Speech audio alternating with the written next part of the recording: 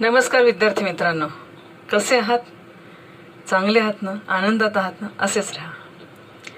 सा विद्या या विमुक्त हे घोषवाक्य असलेलं शासकीय अध्यापक महाविद्यालय आणि या अध्यापक महाविद्यालयाअंतर्गत 12 दिवसीय कार्यशाळा विषय आहे अंडरस्टँडिंग द सेल्फ. आणि ह्या विषयाअंतर्गत आजचा जो आपला विषय आहे तो आहे नो युअर पर्सनॅलिटी. आता मित्रांनो, नो युअर पर्सनॅलिटी हा जेव्हा विषय आपल्या डोळ्यासमोर येतो तेव्हा एक मुद्दा येतो की व्हॉट इज पर्सनॅलिटी. कशाला म्हणायचं पर्सनॅलिटी? जनरली आपलं काय असतं की एखादा व्यक्तीची उंची किती आहे, तो व्यक्ती चालतो कसा, बोलतो कसा, तो दिसतो कसा, ह्या सगळ्या गोष्टींवर आपण त्याची पर्सनॅलिटी ठरवत असतो. आणि मग पर्सनॅलिटीचे बाकीचेही काही घटक असतात, याच्याकडे आपलं दुर्लक्ष होतं. पण मग पुन्हा प्रश्न उद्भवतो की मग नेमकं व्यक्तिमत्व म्हणजे काय, आणि व्यक्तित्व आणि व्यक्तिमत्व याच्यात काही फरक आहे का? आता ह्या सगळ्या गोष्टींचा विचार करण्यापूर्वी हा विचार आयुष्यात फार क्वचित थोड्या लोकांना येतो की व्यक्तिमत्व म्हणजे नेमकं काय. आपण जनरली हेच बघतो की समोरचा माणूस छान उंच पुरा आहे, दिसायला सुंदर आहे, वा क्या पर्सनॅलिटी आहे. पण रोजच्या जीवनामध्ये जे अनेक प्रश्न पडतात त्या अनेक प्रश्नांमध्ये आपण खऱ्या पर्सनॅलिटीचा विचार कधी करत नाही आणि खऱ्या पर्सनॅलिटीच्या विकासाचाही कधी आपण विचार करत नाही. एक साधारणतः आपल्यासमोर एक मुद्दा असतो की व्हॉट इज लाईफ, आयुष्य कशाला म्हणायचं. काही लोक म्हणतात life is JMM, that is just make a मॅरी. फर्स्ट जे इज जस्ट मेक अ मॅरी. कोणी म्हणतील जस्ट मेक अ मनी, कोणी म्हणतील just make out with many. हा आमच्या आजच्या जीवनाचा एक ज्याला आपण म्हणूया की निकष बनलेला आहे. लग्न करा, पैसे कमवा आणि त्याच्यानंतर आपल्या पिढ्या उत्पन्न करा. Just make out with many. So life is JMM, अगदी थोडक्यात जर सांगायचं झालं. आणि याच्यामध्ये सगळेजण आपण रमतो, याच्यामध्ये सगळेजण आपण जगतो. आपण आपल्यासारखेच पिढीला जन्म देतो, आपण शिकतो, मोठे होतो, नंतर नोकरी करतो, पैसा कमवतो, खूप सारा पैसा कमवतो, आपल्या मुलाबाळांना आपण जन्म देतो आणि नंतर आपण एक दिवस मृत्यू पावतो. पण हा जो प्रवास आहे सगळा, हा प्रवास, या प्रवासामध्ये आणखीनही काही असू शकतं. मग ते नेमकं काय असतं? सो लाईफ इज नुसतं JMM का? ओके, एवढ्या गोष्टीवर आपलं थांबणार नाही. काही लोक म्हणतील की लाईफ म्हणजे काय, तर म्हणतील लाईफ म्हणजे जीवन जगणं, वाढणं, बॉर्न, ग्रो होणं, शिक्षण घेणं, नंतर जॉब मिळवणं, मॅरेज करणं, नंतर आपल्या मुलांना जन्म देणं, मुलांना वाढवणं, रिटायर्ड होणं आणि एखाद दिवशी मृत्यू पावणं. दिस इज लाईफ. हाही एक विचार आहे. आणि का बरं नसावा? आम्ही सगळे सर्वसामान्य आहोत आणि सर्वसामान्यांच्या जीवनाबद्दलचे एवढेच विचार असतात, ह्याच्या पलीकडे जास्ती विचार नसतात. आता त्याच्यामध्ये पुन्हा काही जण आणखीन काय विचार करतील की life is nothing but losing proposition, nobody ever come out of it alive. The process between the womb and tomb is life. The process between womb and tomb म्हणजे आपण आता याच्यापूर्वी हा विचार केला की व्हॉट इज लाईफ, तर म्हणजे जन्मापासून तर मृत्यूपर्यंत जे संपूर्ण मध्ये आम्ही आयुष्य जगलेलं आहे त्याला आम्ही म्हणतो आयुष्य. मातेच्या गर्भात, फ्रॉम वोम टू टोम, मातेच्या गर्भापासून तर अंतिम क्षणापर्यंत जी प्रोसेसिंग चालली आहे त्याचं नाव आहे जीवन. आता हा सगळा विचार केला, पण तरी त्यातले काही लोक असतात की नाही, ते म्हणतात नाही, हे नुसतं आयुष्य नाही आहे, जीवनाबद्दल वेगवेगळे विचार चालू आहेत. ह्याला नुसतं आयुष्य नाही म्हणणार. मग आयुष्य म्हणजे काय? तो म्हणे life is a series of experience. अनुभवांची मालिका म्हणजे आयुष्य. किती सारे अनुभव येतात आयुष्यात, आणि ह्या यातले काही अनुभव शैक्षणिक असतात, काही अनुभव अशैक्षणिक असतात, काही अनुभव हे आपल्याला शिकवून जातात, काही अनुभवांकडून आपल्याला शिकायचंच नसतं. म्हणून ते कितीही शैक्षणिक वाटत असले, कितीही काही असलं तरी आपल्यालाही त्याच्यापासून काही शिकायचं नसतं. म्हणून life is series of experience. काही लोक म्हणतात experience is until of life like bricks is until of a wall. John Dewey नावाचा सुद्धा तज्ज्ञ होता. त्यांनी म्हटलं होतं की व्हॉट इज एज्युकेशन? तर म्हणे reconstruction of experiences is education. तर हे सगळे अनुभव माणसाचे आयुष्यामध्ये, ह्या अनुभवाच्या मालिका जशा जशा वाढतात, जसं जसं समृद्ध होत जातं, जसं जसं त्या अनुभवापासून माणूस शिकत जातं, तसं तसं ही संपूर्ण जी क्रिया आहे जीवनाची, ही जीवनाची क्रिया सुरू राहते. काही आता ही सगळी जीवनाची जी क्वालिटी आहे, ही जीवनाची क्वालिटी आपल्या अनुभवांच्या क्वालिटीवर. आता नॅचरली लाईफ म्हणजे जर सिरीज ऑफ एक्सपिरियन्स असेल तर quality of life is depend upon quality of experiences. Naturally जेवढे समृद्ध अनुभव मी घेईल. आता तुम्ही म्हणाल मॅडम प्रत्येकच अनुभव समृद्ध नसतो, काही दुःखदायक असतो, काही आनंददायक अनुभव असतात. पण त्या दुःखदायी घटनांना मी प्रतिसाद कसा देते त्याच्यावर तो एक्सपिरियन्सची क्वालिटी ठरते. तुम्ही बघा, खूप आनंदाच्या क्षणामध्ये आपण आनंदाच्या क्षणात खूप माजून जातो, दुःखाच्या क्षणात खूप कोलॅप्स होतो. हे दोन्ही एक्सपिरियन्स कसे आहेत? आयुष्याला एनरिच करणारे नाही आहे. पण तेच आनंदाच्या क्षणातही मी स्टेबल आहे, दुःखाच्या क्षणातही मी स्टेबल आहे. हा जो अनुभव आहे, हा अनुभव आपल्या जीवनाची क्वालिटी वाढवणार आहे. म्हणून when life is series of experience, then quality of life is depend on quality of experiences. So this is life.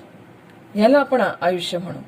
काही लोकांच्या जीवनामध्ये अनुभव येतात चांगले वाईट, पण त्याला आपण प्रतिसाद कसा देतो त्याच्यावरून त्या अनुभवांना स्वतःला क्वालिटी नाही आहे. आपण ज्या पद्धतीने त्याला प्रतिसाद देतो त्याच्यावर त्याची क्वालिटी डिपेंड असते. तुम्ही जसं काल सांगितलं, सकारात्मकतेने प्रतिसाद द्या, एक्सपिरियन्स हे क्वालिटीयुक्त असतील. नकारात्मक दिला तर मग त्या एक्सपिरियन्सला अर्थच नाही, कारण ते अशैक्षणिक राहतात. तर हा जो एक विचार आहे. पण मग आता हा सगळा जरी विचार झाला तरी मॅडम आजचं जीवन हे अत्यंत धकाधकीचं झालेलं आहे. तुम्हाला कल्पना आहे, आज तर आपण कितीतरी गोष्टींना आयुष्यामध्ये मुक्त आहोत, कितीतरी गोष्टींचे आनंद आपण गमावून बसलोय की काय असं आपल्याला वाटायला लागलंय. कारण आपलं आजचं मॉडर्न लाईफ जे आहे, तर छान एका ठिकाणी म्हटलं की हाऊ इज मॉडर्न लाईफ? तर म्हणजे our communication wireless, our business cashless, our telephone cordless, our cooking fireless, our youth jobless, our religion creedless, our food faithless, then our faith godless, our labor effortless, our conduct worthless, our relation loveless, our attitude careless, our feelings heartless, our politics shameless, our education valueless. हे modern आयुष्याची ही सगळी ज्याला आपण म्हणतो शोकांतिका आहे, ही सगळी आपल्या आधुनिक जीवनाची ही पूर्ण शोकांतिका आहे. पुन्हा our argument are baseless, our commitment are aimless, our poor are voiceless, our life is meaningless, finally our existence useless. हा क्वेश्चन आपल्या मनात आल्याशिवाय राहत नाही. आपण आपल्या व्यक्तिमत्वाला जाणून घेण्याच्या दृष्टीने आपला हा सगळा प्रवास सुरू आहे. आजच्या जीवनाचं हे वास्तव आहे. एकीकडे जेव्हा मी क्वालिटी ऑफ एक्सपिरियन्सेस म्हणते, त्याच वेळेस माझ्या जीवनातल्या ह्या सगळे बदलणारे आयाम जे आहेत, हे आयाम माझ्या डोळ्यासमोर ठेवून मग माझे एक्सपिरियन्सेस मला क्वालिटीयुक्त बनवून माझ्या व्यक्तिमत्वाचा प्रवास मला कसा घडवून आणता येईल, माझ्या व्यक्तिमत्वाला कसं जाणून घेता येईल, हा भाग महत्त्वाचा आहे. आता हे झाल्यानंतर then how is life, how are you. 4 लोक एकमेकांना भेटतात, विचारतात हाऊ आर यू. खूप मजेशीर आन्सर असतात. No I am better but just pulling on. Life को मैं खींच रहा हूँ यार, चल रही है, कोरोना काल है, बस खींच रहा हूँ मेरे लाइफ को, चल रही है, गोइंग ऑन. मेरी लाइफ चल रही है. इट्स टू डिफिकल्ट, लाइफ को जीना इज टू डिफिकल्ट. बहुत बहुत डिफिकल्ट हो रहा है लाइफ को जीना. And too much boring. क्या है, क्वारंटीन होना पड़ रहा है, आइसोलेटेड होना पड़ रहा है, घर में रहना पड़ रहा है, सोशल डिस्टेंसिंग को संभालना है, मास्क बांधो, सोशल डिस्टेंसिंग. ना दोस्त है, ना कुछ शादियां हैं, ना कुछ भी तो नहीं लाइफ में यार. Too difficult and too much boring. Life is too much boring. So याचा परिणाम काय झाला, आय एम स्ट्रेस्ड. बहुत टेंशन आ रही, tensed, fatigued, tired, exhausted, and finally burnt out. This is ये आजच्या काळातली ही जीवन जगण्याची प्रणाली माणसाची होऊन राहिली आहे. 4 लोक जेव्हा येतात, एकत्र भेटतात, विचारतात काय कसं काय सुरू आहे, मग चाललंय, कसं चाललंय, व्यवस्थित आहे, अरे पण कसं, चल रहा है, too difficult, too boring, going on, pulling on. So इसका परिणाम हो रहा है, I am stressed, I am tensed, fatigue, tired, exhausted, burned. This is the fact of life, जी आजच्या काळामध्ये आपण सगळेजण सहन करत आहोत. आता हे सगळं झाल्यावर असं म्हटलं जातं की तुम्हाला जर खूप तुमच्या आयुष्यात छान काही व्हायचं असेल किंवा चांगलं काही बनायचं असेल आणि चांगलं काही तुमच्या आयुष्यासाठी नियोजन करायचं असेल तर असं म्हटलं जातं, if you plan for a year so the seed. अगर आपको 1 साल का प्लान करना है तो बीज को बो. If you plan for decade plant a tree. If you plan for a century educate the nation. खूप 100 वर्षाचा तुम्ही विचार करणार असाल, तुम्ही 100 वर्षाचं नियोजन करत असाल, then educate the nation, educate the people, educate the mind, educate the intellect. एज्युकेटमध्ये सगळे घटक आले. तर हे सगळं, हा सगळा बाह्य पसारा, याचा विचार आधी आपल्याला करावा लागेल आणि या बाह्य पसाऱ्यातून मग आपण आपल्या व्यक्तिमत्वाकडे. स्वामी विवेकानंदांनी म्हटलंय, we want that education, we want that education which character is formed, mind is strengthened, and the intellect is expanded, and by which one can stand on one's own feet, that is man making education. ज्या एज्युकेशनमध्ये चारित्र्य निर्माण होतं, मन हे सशक्त होतं, बुद्धिमत्तेचा विस्तार होतो आणि जे शिक्षण माणसाला आपल्या पायावर उभं राहण्याची क्षमता देतं, असंच शिक्षण आम्हाला हवं आहे आणि त्याला स्वामी विवेकानंदांनी मॅन मेकिंग एज्युकेशन असं म्हटलेलं आहे. मग आता ह्या सगळ्या गोष्टीतून जायचं असेल तर काय हवं? या सगळ्या गोष्टीतून जर जायचं असेल तर आपल्याला सर्वात महत्त्वाची गोष्ट आहे courage of conviction, power of practice, physically strong and able, mentally balanced, free and sensitive, intellectually brilliant and principled. एक आपल्यामध्ये करेज पाहिजे, धैर्य पाहिजे, जीवनाला सामोरं जाण्याचं धैर्य पाहिजे आणि कन्व्हिक्शन पाहिजे. माझ्या आयुष्यातल्या प्रत्येक गोष्टीबद्दल माझं एक माझ्या धैर्याबद्दलचं माझं कन्व्हिक्शन असायला पाहिजे. कारण तुम्हाला माहित आहे कोणता प्रसंग काय येईल काहीच सांगू नाही शकत. या आलेल्या प्रसंगाला एक धैर्याने तोंड देण्याचं जे कन्व्हिक्शन आहे, हे कन्व्हिक्शन महत्वाचं आहे. त्याच्यासाठी पॉवर ऑफ प्रॅक्टिस पण महत्वाची आहे. सातत्याने मला त्याच्यासाठी सराव करावा लागेल आणि त्याच्यासाठी फिजिकली स्ट्रॉंग असायलाच पाहिजे. सुदृढ शरीरातच तर सुदृढ मन वास करेल. Physically you should physically strong and able. Mentally आपल्याला बॅलन्स्ड असावं लागेल. पहा तुम्ही काही लोक इतके डिप्रेस होऊन जातात, इतके डिप्रेस होऊन जातात, थोडंसं जरी बोललं ना तरी इतके तळतळ तळतळ तळतळ होऊन जातात की त्यांना काहीच कळत नाही आता काय करावं. हातात आलेली ती वस्तू फेकून देतील, काहीही करतील. थोडंसं दुःख आलं इतके कोलॅप्स होतील की एकदम लाईफ इयर पास, लावून दिली फाशी. अरे विचार करा आपल्या आई वडिलांचा, विचार करा ज्यांनी तुम्हाला मोठं केलं त्यांचा. कोणाचाच विचार नाही. Mentally balanced, free from fear. 3च गोष्टींची भीती असते जगामध्ये, लक्षात द्या. शरीराच्या स्तरावर भीती असते मृत्यूची, मनाच्या स्तरावर असते दुःखाची, आणि बुद्धीच्या स्तरावर असते निर्णय चुकेल याची भीती. म्हणून free from all types of, ज्याला आपण म्हणतो की या सगळ्या गोष्टींपासून मुक्त ज्या ठिकाणी आपण असू, आणि सेन्सिटिव्ह, याच्याबद्दलची आपली सेन्सिबिलिटी महत्वाची आहे. इंटेलेक्च्युअली ब्रिलियंट, पुढे आपण विचार करणार की व्हॉट इज इंटेलेक्च्युअली ब्रिलियन्सी. परीक्षेमध्ये 100पैकी 100 गुण मिळाले परंतु आयुष्यात डिप्रेशन आलं. Is he brilliant? तो ब्रिलियंट आहे असं म्हणता येईल? नो. पण इंटेलेक्च्युअली ब्रिलियन्सी म्हणजे काय, हा एक मुद्दा आहे.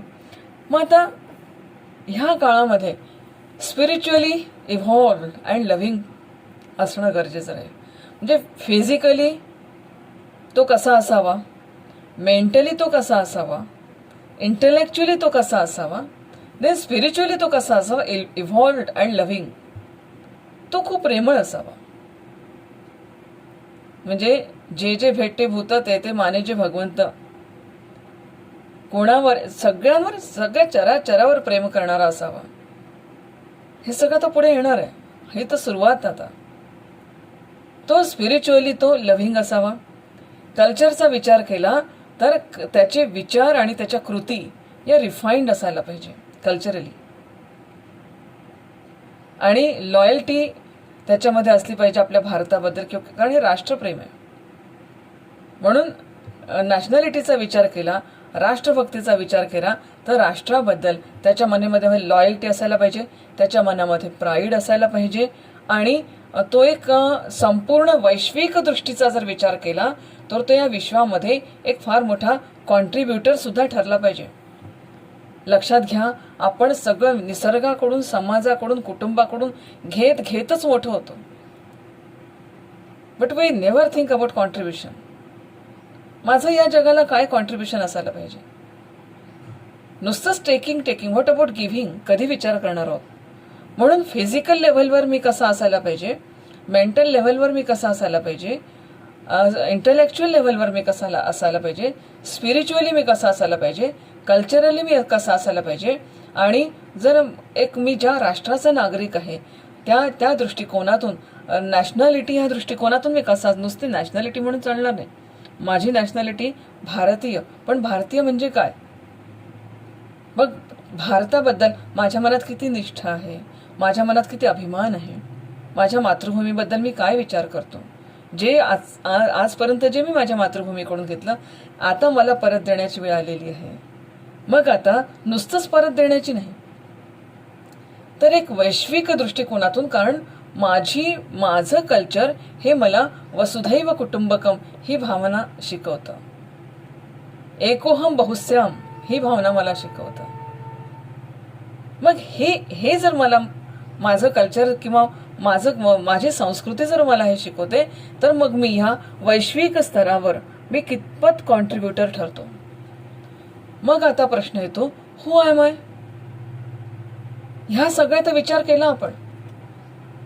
मी फिजिकली असा असायला पाहिजे, मी स्पिरिच्युअली असायला पाहिजे, मेंटली असायला पाहिजे, इंटेलेक्च्युअली असायला पाहिजे, कल्चरली असायला पाहिजे. हे सगळं वैश्विक दृष्टिकोनातून हे सगळं. मग आता प्रश्न येतो की निश्चितपणे हा प्रश्न मनामध्ये येतो की हु एम आय, मग मी नक्की कोण आहे. चला आता खऱ्या अर्थाने आपण आपल्याकडे वळण्याचा प्रयत्न करतोय. आता खऱ्या अर्थाने आपण आपल्याला स्वतःला जाणून घेऊया. मग आता पहिला एक अगदी ढोबळ मानाने पहिला एक असतं की yes I am body. What is body? कारण की माझ्या व्यक्तिमत्वाची संकल्पना देहापुरती, प्रगट गोष्टीपुरती, व्हिजिबल गोष्टींपुरतीच मर्यादित आहे. माणसाच्या पर्सनॅलिटीचे 2 aspect, one is visible and another is invisible. जी व्हिजिबल आहे तिचा आपण खूप विचार करतो. काय आहे व्हिजिबल? बॉडी व्हिजिबल आहे. मग जेव्हा जेव्हा पर्सनॅलिटी डेव्हलपमेंटचा विचार आला तेव्हा मी विचार केला माझी बॉडी म्हणजे मी. मग आता हिला डेव्हलप करायचं असेल तर मग व्यायाम करा, छान दिसा, पार्लरमध्ये जा, मेकअप करा, नंतर खूप चांगले चांगले ड्रेसेस करा. मग मी खूप सुंदर दिसतो की क्या पर्सनॅलिटी आहे. म्हणजे पर्सनॅलिटीमध्ये काय घटक केलं सांगू नाही शकत. एक मजा सांगते. वर्गामध्ये पिरियड सुरू होता हाच असा पर्सनॅलिटीचा, आणि मी प्रश्न विचारत होते विद्यार्थ्यांना की काय तू कोणती पर्सनॅलिटी आवडेल. छान. आता मी आधीच सांगितलं की हे व्यासपीठ कसं आहे, हे व्यासपीठ अगदी खुलं व्यासपीठ आहे. आपण आपल्या मनातल्या सगळ्या गोष्टी या ठिकाणी बोलू शकतो. एक मुलगी उभी राहिली, मॅडम मला ना एक पर्सनॅलिटी खूप आवडते, मी तिचं नाव नाही सांगणार, पण मला ती का आवडते हे मी तुम्हाला सांगते. म्हटलं सांग का आवडते. तर नाही म्हणे मॅडम ती ना असं किल्ल्या खूप छान घुमवते. किल्ल्या इतक्या सुंदर अशा खिशातल्या काढून किल्ल्या अशा घुमवते, इतकी सुंदर स्टाईल आहे म्हणे त्याची की मला खूप आवडते. किती आमच्या छोट्या छोट्या गोष्टी असतात पर्सनॅलिटी बद्दलच्या. मग आता विचार करूया की आय एम बॉडी. मग आता मी म्हणजे माझं जर शरीर आहे निश्चित, डेफिनेटली आपल्याला आधी विचार आपल्या शरीराचाच करावा लागेल. कारण आपल्याला म्हणजे आपल्याला आपल्या तत्वज्ञानाने सुद्धा सांगितलंय शरीरमाद्य खलु धर्म साधनम. आधी शरीराचा विचार करा. सर्वात मोठा धर्म जर कोणता असेल तर शरीराला राखणं, because body is instrument is necessary. कुठलंही काम कराल, कुठलंही, मी आता शिकवते हे एवढे सगळे इन्स्ट्रुमेंट विद्यार्थी मला शिकवतात, असं करा तसं करा तसं करा madam. So instrument is necessary, body is instrument is necessary. जसं तुम्ही त्या कॉम्प्युटरमध्ये अँटीव्हायरसेस टाकता तशी तुम्हाला या बॉडीमध्ये सुद्धा काही ज्याला आपण म्हणूया की औषधं, विटॅमिन्स, हे सगळे अँटीव्हायरसेस टाकावे लागतील. इम्युनिटी को बढ़ाओ. These are all antiviruses. उपकरण महत्वाचं आहे. शरीर जर साधन असेल तर साधन हे महत्वाचं आहे साध्यापर्यंत जाण्यासाठी. संतांनी तर म्हटलंय की शरीर हे माणसाला मिळालेलं फार मोठं घबाड आहे. हे जर माणसाला मिळालेलं घबाड आहे तर ह्या सगळ्या घबाड म्हणजे मोठं सापडलेलं धनाचा साठा. जर बॉडी म्हणजे जर धनाचा साठा असेल तर मग तिला जाणून घेणं किती आवश्यक आहे की कोणकोणत्या गोष्टीपासून माझं हे शरीर बनलंय. चला आता आपण ह्याला पण जाणून घेऊया. प्रश्न पडलेला आहे हु एम आय. ह्या ठिकाणी प्रश्न जो मला पडलेला आहे, मग मी प्रश्न असा पडतो की मी बॉडी आहे का, मी माइंड आहे का, मी इंटेलेक्ट आहे की मोर दॅन दॅट, त्याच्यापेक्षा मी आणखीन काही वेगळं आहे. पडले पाहिजे बरं, हे प्रश्न पडले पाहिजे, आवश्यक आहे. प्रश्न पडले तरच आपण पुढचं शिकू शकतो. प्रश्न पडायला पाहिजे की मी त्याच्यापेक्षा काही आहे. मग यातलं मी काय आहे आणि यातलं मी काय नाही. मग आता मी जर बॉडी असेल तर माझा जन्म झालेला आहे. बॉडी आहे, जन्म झालेला सगळ्यांना माहित आहे.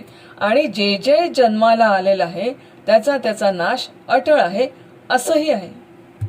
जे उपजे ते नाशे, एरवी तत्वतः जी वस्तू दिसे ती अविनाशाची. त्याच्या मागची संकल्पना ही अविनाशी असते. प्लेटोने छान उदाहरण दिलं की पेन ही जर संकल्पना असेल, ही जर वस्तू आहे, या वस्तूच्या मागची संकल्पना ही कधीच मरत नाही. पेन हा फेकून दिला जाईल, पेन हा खराब होईल, पेन हा सगळे, परंतु त्याच्या मागची संकल्पना ही कधी जात नाही. पेन हा पेनच असतो, पेन्सिल ही पेन्सिलच असते. मग आता हे जे उपज झालेलं आहे, हा उपज होण्यासाठी काहीतरी गोष्टी कारणीभूत ठरल्या. मग ह्या कोणत्या गोष्टी कारणीभूत ठरल्या तर म्हणजे नेचर ऑफ ड्युॲलिटी. या निसर्गामध्ये जी ड्युॲलिटी आहे, या ड्युॲलिटीमधून एक उत्पत्ती झाली. आता ड्युॲलिटीचं एक काहीतरी सिम्बॉलिझम असतं. म्हणून एक नाव आहे पुरुषः, that is supreme self, pure consciousness, नंतर unchanging passive witness and multiple. And second aspect is prakriti, which is pure objectivity, phenomenal reality, non conscious and one prakriti. ह्या 2 घटकांपासून जर या जगाची पूर्ण, कारण तुम्हाला माहित आहे उत्पत्ती व्हायची असेल तर मेल फिमेल या दोघांचीही गरज राहील. पण आता ह्या जगाची उत्पत्ती झाली तर आता ह्या सुप्रीम जो सेल्फ आहे, या सुप्रीम सेल्फलाच नाव ठेवलेलं आहे प्रकृती अँड पुरुष. आता ह्या प्रकृती आणि पुरुषाचा जर विचार केला तर ह्या संपूर्ण आता प्रकृतीचा आपण विचार करूया. हे जे संपूर्ण जे 5 एलिमेंट्स आहेत, विच एलिमेंट्स? सर्वात ज्याला आपण सूक्ष्म म्हणतो ते सर्वात सूक्ष्म म्हणजे आकाश, ज्याला कशाचाच आधार नाहीये. जगी ज्यास कोणी नाही त्यास देव आहे, निराधार आभाळाचा तोच भारस आहे. जे आकाश आहे हे आकाश, त्याच्यानंतर ह्या आकाशाच्या आधाराने खेळणारा वायू, त्यानंतर या वायूच्याच आधारे वायूच्या संपर्कात पहिल्यांदा सृष्टीला जो आकार मिळाला तो म्हणजे अग्नीच्या रूपात. ह्या अग्नीला शीतल करणारं जल आणि ह्या जलाला धारण करणारी पृथ्वी, असं हे जे पंचमहाभूत ज्याला आपण म्हणतो, पंचमहाभूत ज 5 एलिमेंट्स, आकाश, वायू, अग्नी, जल आणि पृथ्वी. आकाश ह्याला आकार नाहीये, हवा ही दिसत नाही पण ती भासते आपल्या त्वचेला. नंतर अग्नी जो आहे, अग्नी हा अवकाश पण व्यापतो, ह्याचा चटका पण बसतो आणि याला आकार पण आलेला आहे. म्हणून आकाराच्या रूपात जी अभिव्यक्ती या नेचरची झाली ती अग्नीच्या रूपात झाली. आणि म्हणून आपण पाहतो की प्रत्येक धार्मिक विधीमध्ये अग्नीचं महत्व आहे. कारण अग्नी जो प्रगट झाला त्या अग्नीमध्ये अवकाश पण आहे, त्याचा स्पर्श पण त्याचा आहे, तो जाणवतो पण आणि त्याला आकार पण आला. नंतर पाणी, पाण्यामध्ये पाण्याने अवकाश पण व्यापला आहे, पाण्यामध्ये O2 म्हणजे वायू पण आहे, पाण्यामध्ये तप्तता पण आहे, त्याला तुम्ही गरम केलं तर प्रसरण पावतं ते तापून जातं. या 3ही गोष्टी पाण्यामध्ये. म्हणून चौथा जो महाभूत आहे ते पाणी आहे. आणि नंतरचं पृथ्वी. आता या पृथ्वीने सगळ्यांना धारण केलं. पृथ्वीमध्ये अवकाश पण आहे, पृथ्वीमध्ये वायूची पण हे आहे, पृथ्वीमध्ये ज्याला आपण म्हणू अग्नि तत्व पण आहे, पृथ्वीमध्ये जल तर पृथ्वीच्या आधारानेच राहतं. हे जे 5 एलिमेंट्स आहेत, हे 5 एलिमेंट्स आपल्यात पण आहे की नाही विचार करा. शरीर तापतं, शरीरामध्ये अवकाश आहे, अवकाश आहे शरीरामध्ये, शरीरामध्ये वायू आहे, शरीरामध्ये जल आहे, शरीराला एक प्रकारचा गंध आहे, कारण पृथ्वी गंधवती पृथ्वी म्हटलं जातं, शरीराला गंध पण आहे. म्हणजे हे सगळे 5ही एलिमेंट्स आपल्या या बॉडीमध्ये आहे. म्हणून याला आपण म्हणतो हे माझं हू एम आय एम बॉडी. त्यातला पहिला मुद्दा हा फक्त की माझी बॉडी म्हणजे काय, तर प्रकृती पुरुषाच्या ज्या तत्वापासून हे संपूर्ण नेचर निर्माण झालं. या नेचर निर्मितीमध्ये जे पंचमहाभूतांची निर्मिती झाली, या पंचमहाभूतांचाच एक घटक, या पंचमहाभूतांचाच जे म्हणून म्हणतात जे ब्रह्मांडी ते पिंडी. पिंड म्हणजे शरीर, ब्रह्मांड म्हणजे नेचर. जे ब्रह्मांडात आहे याच्यापेक्षा 6वा घटक नेचरमध्ये नाही आहे. या 6 घटांनी याला पंचधा प्रकृती असं म्हणतात. 5 गोष्टींपासून बनलेली ही प्रकृती, पंचधा प्रकृती. म्हणून आकाश, वायू, अग्नी, जल आणि पृथ्वी अशा ह्या 5 घटकांपासून माझं सुद्धा शरीर बनलेलं आहे. आणि म्हणून मग आपला जेव्हा शेवटचा उपक्रम होतो तेव्हा म्हणतात की पंचतत्वामध्ये विलीन झाले. पंचतत्वात विलीन झाले म्हणजे आपल्या शरीरातलं अग्नितत्व अग्नीमध्ये गेलं, अवकाश तत्व अवकाशात गेलं, जलतत्व जलतत्वात गेलं, पृथ्वी तत्व पृथ्वी तत्वात मिसळलं, पंचतत्वात विलीन झालं. आपण विचार करतोय who am I am body, त्याच्यातलं पहिलं तत्व. दुसरं आहे आपल्यामध्ये तीन, आपलं जे पूर्ण मन आहे किंवा आपले जे आपल्यातला दुसरा महत्वाचा घटक आहे तो म्हणजे आपण 3 गुणांनी युक्त आहोत. 3 गुणांनी युक्त. त्याच्यामध्ये पहिला जो आहे तो आहे सत्वगुणाचा. सात्विक गुण असतात, शांतता, प्रेम, अफेक्शन, लव्ह, हे सगळे जे गोष्टी आहेत, बॅलन्स माइंड, इंटलेक्च्युअलिटी, ह्या सगळ्या सत्वगुणाचे लक्षण आहेत. दुसरा जो आपल्यामध्ये असतो तो रजगुण असतो. सतत काहीतरी करावं असं वाटतं, क्रियाशील, शांत नाही बसू शकत. अरे बाबा शांत बस, नाही मॅडम आता याच्यानंतर काय करायचं सांगा बरं.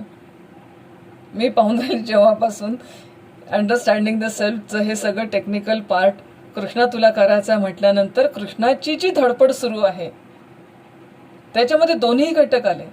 हा सगळा उपक्रम खूप छान झाला पाहिजे, ही सात्विक भावना, आणि त्यातून क्रिएटिव्हिटी, सतत क्रिएटिव्हिटी सुरू आहे, म्हणून राजस धर्म. आणि तिसरा तामस. तामस म्हणजे आहार, निद्रा, मैथून, याच गोष्टीमध्ये माणूस जेव्हा रमतो तेव्हा त्याला तमस वृत्ती असं म्हणतात. पण 3 गुणांनी माणूस युक्त आहे. Who am I am body, बॉडीचा विचार करतोय. आता याचे कॉम्बिनेशन्स दाखवले की व्हॉट इज सत्वगुण. आता सत्वगुण म्हटलं तर आपण त्याच्यामध्ये सत्व रज दोन्ही येतील, सत्व तामस दोन्ही येतील, आणि सत्व रजस आणि तामस या तिन्हीचं कॉम्बिनेशन त्याच्यामध्ये थोड्याफार प्रमाणात असू शकतं. असं नाही असू शकत की एक सात्विक व्यक्ती म्हणजे पूर्णतः त्याच्यामध्ये सत्वगुण. प्रत्येक घटकामध्ये, प्रत्येक गुणामध्ये 3ही गुणांचं तादात्म्य असतं, परंतु आधिक्य एका गुणाचं असतं. रजगुणी असेल त्याच्यामध्ये सुद्धा तमोगुण किंवा सत्वगुण असेल, पण आधिक्य असतं रजगुणाचं. तमोगुणी असेल त्याच्यामध्ये सुद्धा सत्व असेल, रजस असेल, परंतु प्राधान्य आहे तमोगुणाचं. म्हणून हे 3ही गुण एकमेकांमध्ये मिसळलेले असतात. त्याच्यामुळे आपण ज्या वेळेला आपले मूड्स जसे जसे चेंज होत जातात तसं तसं आपण ह्या गुणांना रिप्रेझेंट करत जातो.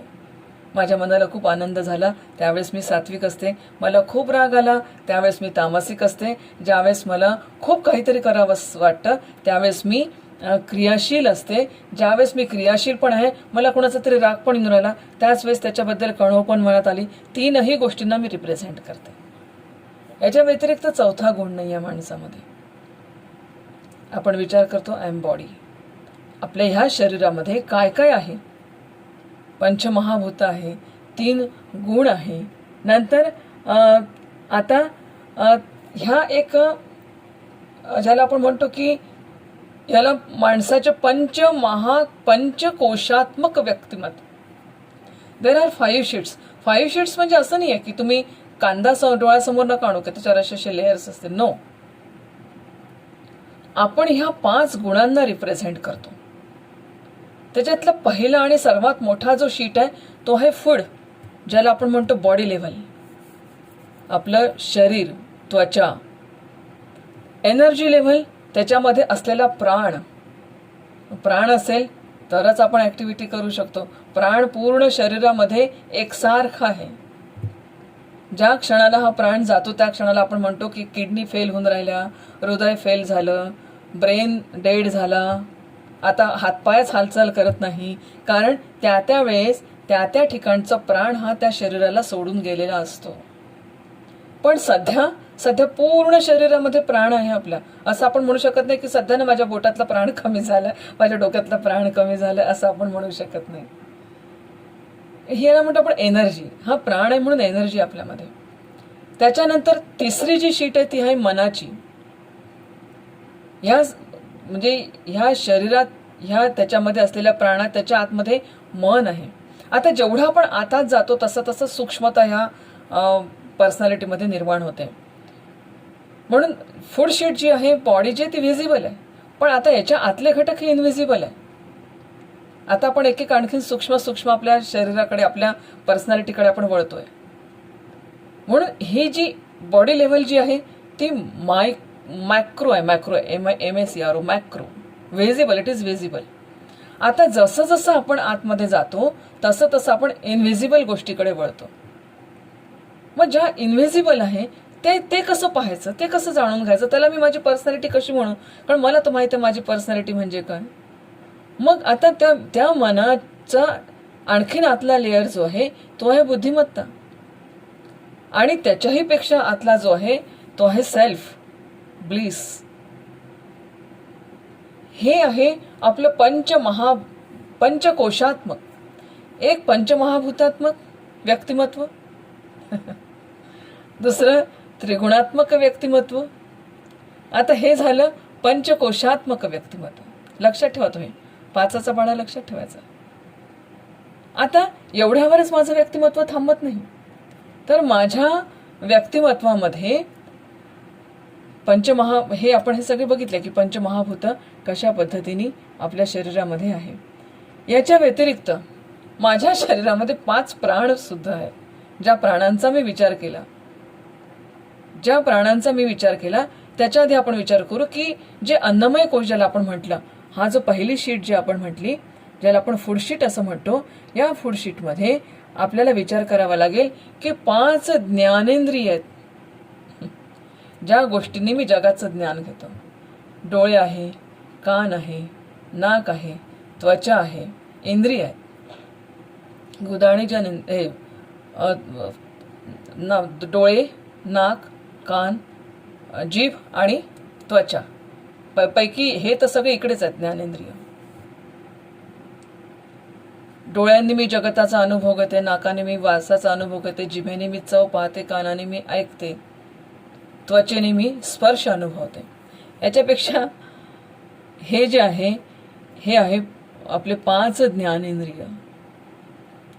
आता शंकराला 6वा डोळा होता, ती गोष्ट आपल्या आकलनाच्या पलीकडची आहे, परंतु 5 ज्ञानेंद्रिय, आणि ह्या 5 ज्ञानेंद्रियांच्या माध्यमातून आपले 5 कर्मेंद्रिय असतात. हे 5 कर्मेंद्रिय कोणते? तर हे 5 कर्मेंद्रिय वाणी, 2 हात, 2 पाय, गुदा आणि जननेंद्रिय.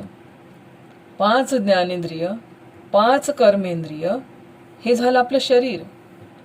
पंचप्राण, पंचधातू, 5 महाभूत, पंचकोश, नंतर 3 गुण, 5 ज्ञानेंद्रिय, we are thinking about our body, 5 कर्मेंद्रिय, आणि ह्या 5 कर्मेंद्रियानंतर पंचप्राण, ज्याला आपण दुसरी जी आपली शीट होती एनर्जी शीट, पंचप्राण आहे. पहिला आहे प्राण, दुसरा आहे व्यान, द होल बॉडी, तिसरा आहे उदान which is throat and the zone of head, या भागामध्ये. नंतर समान, जो पोटामध्ये म्हणजे पोटात जो पचनाचं काम करतो. नंतर अपान, ॲब्डॉमिनल पेल्विक झोन. आता ह्याचं काम काय आहे? ह्याचं आपण जे अन्न खातो किंवा जे आपण ह्या सगळ्याचं आपल्या शरीरामध्ये ऊर्जेत रूपांतर होण्यासाठी ह्या सगळ्या प्रकारच्या प्राणांची गरज आहे. प्राण, अपान, उदान, समान आणि व्यान, ह्या सगळ्या. म्हणून तुम्हाला एक गीतेतला श्लोक माहित असेल, अहम वैश्वानरो भूत्वा प्राणिनाम देहमाश्रिता प्राणापान समायुक्तः पचाम्यन्नम चतुर्विधम. हे पंचप्राण शरीरामध्ये आहेत, म्हणून आपल्या शरीराचं कार्य घेणे, पचवणे, किंवा कधी पहा तुम्ही म्हणजे उचक्या लागतात, हे सगळं प्राण, अपान, समान, व्यान, उदान, हे जे पंचप्राण आहेत, या पंचप्राणाचं हे कार्य आहे. म्हणून पंचप्राण. मग येतं सप्तधातू. शरीर बघा, नुसतं शरीर म्हटलं तरी कशा कशाचं आपल्याला पूर्ण ही अनॉटॉमी आहे शरीराची, ज्याला आपण स्पिरिच्युअल अनॉटॉमी म्हणूया. रसधातू, जे आपण खातो त्याच्यापासून रस, म्हणजे मेडिकल शास्त्र सांगायचं झालं तर जे मी खातो मला त्याच्यापासून व्हिटॅमिन्स वगैरे जे आहेत पोषक द्रव्य मला शरीरातून मिळतात. म्हणून चावून चावून खायचं, चबावून चबावून खायचं, त्याचे ज्यूसेस बनले पाहिजे आपल्या शरीरामध्ये. म्हणून रसधातू, रक्तधातू, रक्त बनतं, मांसधातू, मेदधातू, अस्थि, मज्जा आणि शुक्र. These are 7 धातूज आणि considered equivalent to pathology in view of modern medical allopathy. जेव्हा तुम्ही आयुर्वेद डॉक्टरकडे जाता तेव्हा तो ते नाडी बघतो. म्हणजे काय करतात, तुमच्या शरीरातला कोणता प्राण डिस्टर्ब झालेला आहे, प्राण व्यान समान उदान समान यातलं काय नेमकं डिस्टर्ब झालंय, कोणता धातू तुमचा इम्बॅलन्स झालेला आहे, त्याच्यावरून ही सगळी पॅथॉलॉजी ठरते. या 7 धातूशिवाय शरीरात 8 नाहीये काही धातू. या 7 धातूंनी आपल्या शरीर बॅलन्स. याच्यातला एक जरी धातू डिस्टर्ब झाला ना, माणसाला रोगराई सुरू होते. रसधातू डिस्टर्ब झाला, तुम्हाला विटॅमिनची डेफिशियन्सी येईल. रक्तधातू डिस्टर्ब झाला, ॲनिमिया होईल. मांसधातू हे झाला, काहीतरी शरीरामध्ये एक ज्याला आपण म्हणूया लठ्ठपणाच येईल, गाठीच तयार होतील. मेदधातू वाढला, फॅटीनेस येईल. अस्थिधातू बिघडला, तुम्हाला हाडांचे विकार, विटॅमिन डी डेफिशियन्सी सुरू होतील. मज्जा धातू बिघडला, स्पाईनचे तुमचे विकार सुरू होतील, स्पाईन तुमचा डिस्टर्ब होईल. आणि शुक्र धातू हे झाला तर तुमच्या शरीरातलं तेज, मग तिथे थोडेसे ज्याला आपण मोठे फर्टिलिटीचे प्रॉब्लेम सुरू होऊन जातात. हे सगळे सप्त धातू म्हणजे आपलं शरीर आहे. लिहून घ्या तुम्ही या सगळ्या गोष्टी. मी माझ्या शरीराला जाणून घेतोय की व्हॉट इज माय बॉडी. म्हणून फर्स्ट थिंग सप्तधातू, या सप्तधातूंनी माझं शरीर बनलेलं आहे. आता याच्यामध्ये असं म्हटलं जातं, आयुर्वेद 7 चक्राचा सुद्धा विचार करतं.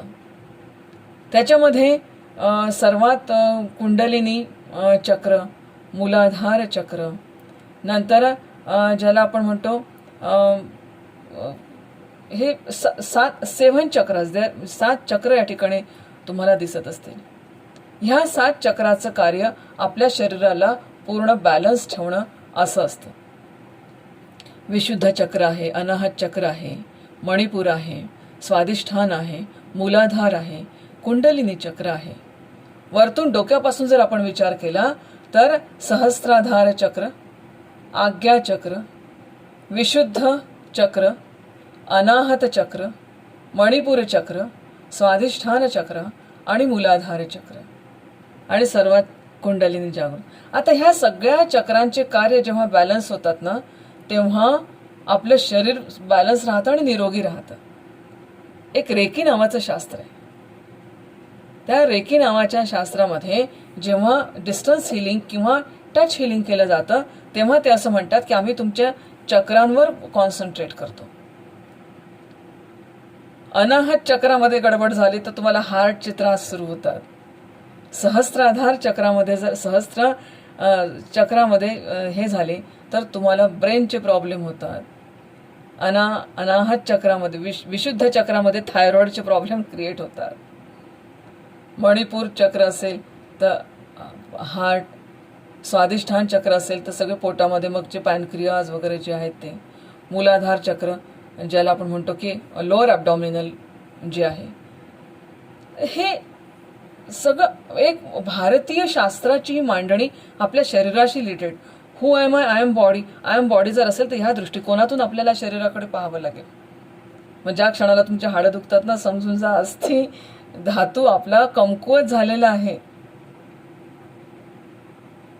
सगळं खूप म्हणजे जेव्हा स्वतःकडे आपण शरीर म्हणून बघतो तर किती पद्धतीने आपल्याला स्वतःकडे बघावं लागेल शरीर या दृष्टिकोनातून. This is body.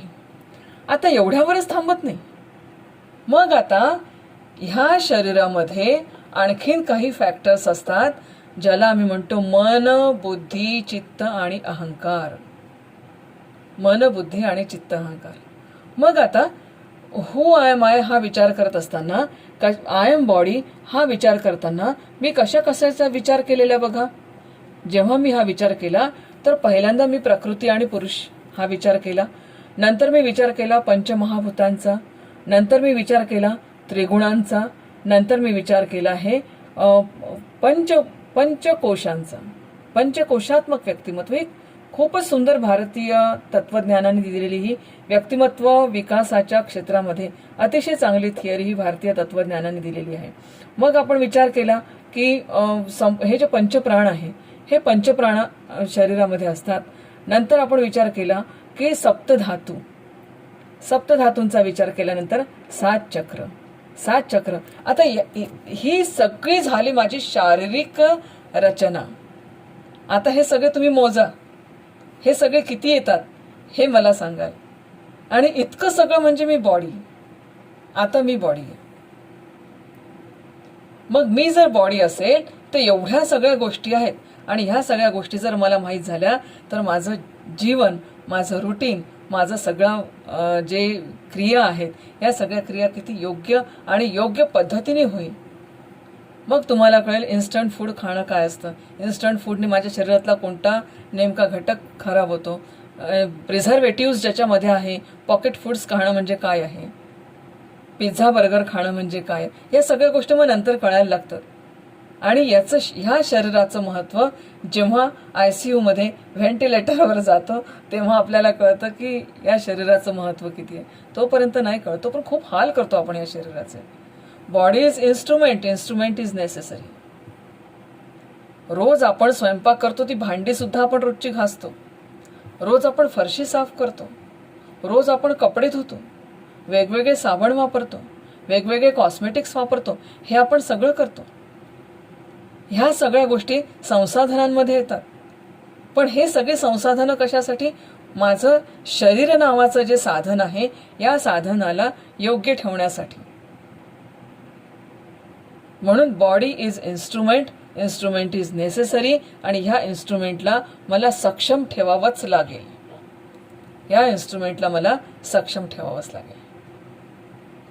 म्हणून मित्रांनो, आता ह्या झाल्या व्हिजिबल सगळ्या गोष्टी. माय बॉडी इज व्हिजिबल.